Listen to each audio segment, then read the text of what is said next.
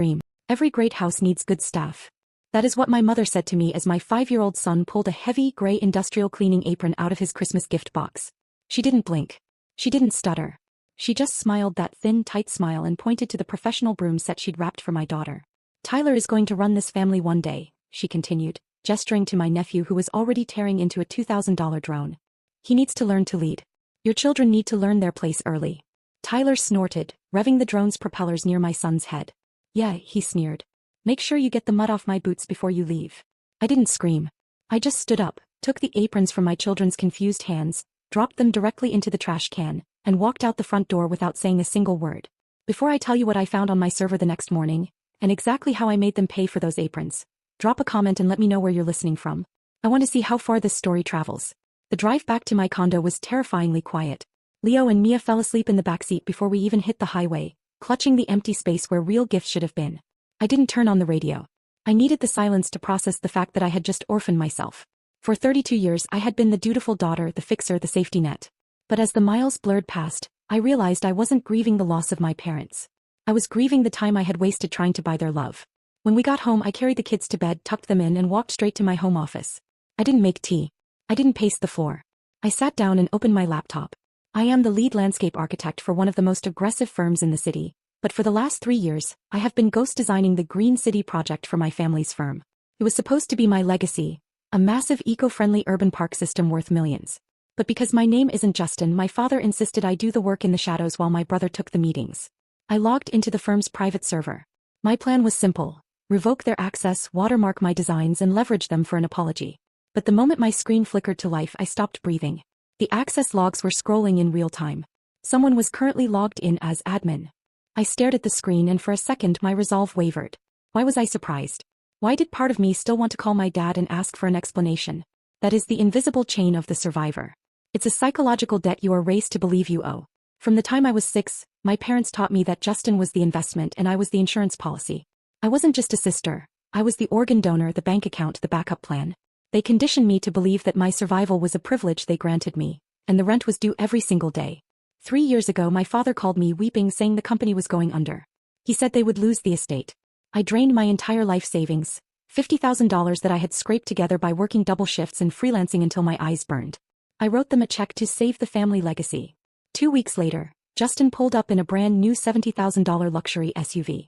When I asked about it, my mother told me to stop being jealous, that appearances mattered for business. I swallowed that rage then. I told myself I was helping. But I wasn't helping. I was paying a ransom for a love that didn't exist. But sitting there in the dark watching the cursor blink, the chain finally snapped. They had trained a servant, yes. But they forgot that the servant is the one who holds the keys to the castle. I looked closer at the file directory on the screen. The Green City master folder wasn't just being viewed. It was being moved. I watched the progress bar inch toward 100%. Moving files. Not copying. Moving. I tried to cancel the command, my fingers flying across the keyboard to initiate a remote lockdown, but a red box flashed on the screen. Administrative access revoked. I stared at those 3 words. They weren't just an error message. They were an eviction notice. I tried the backups. Corrupted. I tried the cloud mirror. Empty. In the span of 30 seconds, 3 years of my life, thousands of hours of rendering, environmental impact studies and structural schematics, had simply vanished. The Green City project wasn't just a portfolio piece. It was a $3.5 million contract that I had built from the ground up. It was the future of the firm. And now it was gone. My phone buzzed on the desk, vibrating against the wood like a warning shot. I picked it up. It was a message from Justin. No, Merry Christmas. No, sorry about Mom. Just a photo. It was a selfie. He was sitting in the back of a luxury car, holding a crystal flute of champagne, wearing that smug, untouchable grin that had gotten him out of every speeding ticket and failed class his entire life. The caption underneath read, "Thanks for the inheritance, little aunt. Don't worry, I'll put my name on the title block so it actually sells. You stick to sweeping." I didn't throw the phone. I didn't cry. I felt a strange, cold calm settle over me, like the temperature in the room had dropped 20 degrees. This wasn't just a stolen credit. This was a hostile takeover. Justin knew he couldn't design a doghouse, let alone an urban ecosystem. He needed my work to land the partnership with the Global Developers Group this week. But he didn't just want the money. He wanted to erase me. By deleting the backups and locking me out, he ensured I couldn't prove authorship. He was banking on the fact that I was the good sister, the one who would never sue her own family, the one who would swallow the loss to keep the peace. He thought he was taking credit. He didn't realize he was taking the pin out of a grenade. I looked at the photo again. Little aunt. That's what he used to call me when we were kids, stepping on my sandcastles because he knew Dad would just laugh and say I built them in the wrong spot. He thought I was small. He thought I was powerless because I didn't have his title or his inheritance. But Justin made a critical error. He forgot who actually built the castle. He stole the files, yes. He stole the renders, the blueprints, the client data. But he didn't check the code. He didn't look beneath the surface of the 3D geometry. If he had, he might have seen the digital tripwire I buried there years ago, waiting for a day exactly like this. I put the phone down. I didn't need to call a lawyer. I didn't need to beg for my access back. I just needed to be in the room when he tried to sell a product he didn't understand. Panic is for amateurs. It's for people who trust that the world is fair. I stopped believing the world was fair when I was 12 years old and watched my parents buy my brother a pony while I got a second-hand bicycle that was missing a pedal. I didn't call a lawyer. I didn't call the police. I didn't waste time screaming into a pillow. I sat forward in my chair, the glow of the monitor reflecting in my eyes, and opened a command terminal that I had hidden on my laptop years ago. Justin thought he was a genius because he knew how to change an admin password. He thought stealing the files was the end of the game. But he made the classic mistake of the parasite. He assumed he understood the host. He saw the Green City project as a collection of pretty pictures and sellable assets. He didn't understand that it was a living, breathing system I had coded from the ground up. And because I knew exactly who my brother was, a thief with a smile, I had taken precautions. I typed in a string of code that didn't look like anything special. Just a series of random characters to the untrained eye.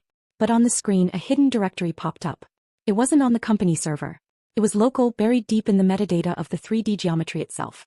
Architects call it a digital watermark. I call it a dead man's switch. 3 years ago when I started building the core models for the project, I embedded a script into the foundation of the virtual city. It's invisible. You can render the city 1,000 times, walk through it in VR, print it on blueprints, and you will never see it. It sits dormant, waiting for a specific command to wake up. It was my insurance policy. I knew that one day my family would try to take this from me. I just didn't know when. I checked the status of the script. It was active. It was waiting. Justin had the files, yes. He had the presentation ready for the global developers group. I checked the industry news feed on my second monitor. The pitch meeting was scheduled for Tuesday morning at the downtown real estate exchange. That was 48 hours away. He was going to stand on a stage in front of investors worth billions and present my work as his own. He was going to smile that golden boy smile and sell my soul to the highest bidder. I closed the laptop. The cold calm I felt earlier hardened into something brittle and sharp. I didn't need to hack into their server to get the files back. I didn't need to stop the meeting. In fact, I needed the meeting to happen. I needed him to be on that stage. I needed the lights to be bright and the stakes to be impossibly high. Because the script I wrote doesn't just delete files. It exposes them. But there was a catch. The trigger wasn't remote. To prevent accidental detonation, I had hard-coded the execution command to require a local handshake. I had to be on the same Wi-Fi network as the presentation computer. I had to be in the room. Tuesday morning broke with the kind of aggressive sunshine that feels like a mockery when you know you might be walking into your own execution. I stood outside the real estate exchange, a fortress of glass and steel where the city's skyline was bought and sold. Inside, in less than 30 minutes, the global developers group would decide the fate of the Green City project. My project. I adjusted my blazer, gripped my phone, the detonator, and walked toward the security checkpoint. I didn't have a plan B. My entire strategy relied on the arrogance of my brother. I assumed he would be too busy polishing his ego to remember to revoke my building clearance. I was wrong. I tapped my badge against the scanner. Instead of the familiar green chirp, the machine let out a low, angry buzz. The light flashed red. Access denied. I tried again. Red. Ma'am. A security guard, a man whose neck was wider than my head, stepped in front of the turnstile. Badge is invalid. You need to step back. There's a mistake, I said, my voice steady despite the sudden drop in my stomach. I'm the lead architect on the morning pitch. My name is Giselle. He didn't even look at his screen. System says your credentials were scrubbed yesterday. Terminated with cause. You're on the do not admit list. Terminated. Justin hadn't just stolen the work. He had anticipated I would try to save it. He had preemptively fired me from the company I helped build just to keep me out of this room. I stood there, frozen, realizing the fatal flaw in my plan. The dead man's switch required a local handshake. I had to be on the internal Wi-Fi. If I was standing on the sidewalk, I was nothing but a spectator to my own robbery. Then a black SUV pulled up to the curb. The VIP doors opened. My parents stepped out first. Richard looked like a statesman in his tailored suit. Patricia was glowing in pearls and silk, playing the role of the proud matriarch perfectly. And then came Justin. He stepped out onto the pavement, adjusting his cufflinks, looking every inch the visionary genius he pretended to be. They were laughing. They were celebrating before the ink was even dry. Then they saw me.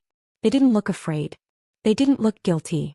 My mother actually sighed, a look of profound disappointment, as if I were a stain on her perfect morning.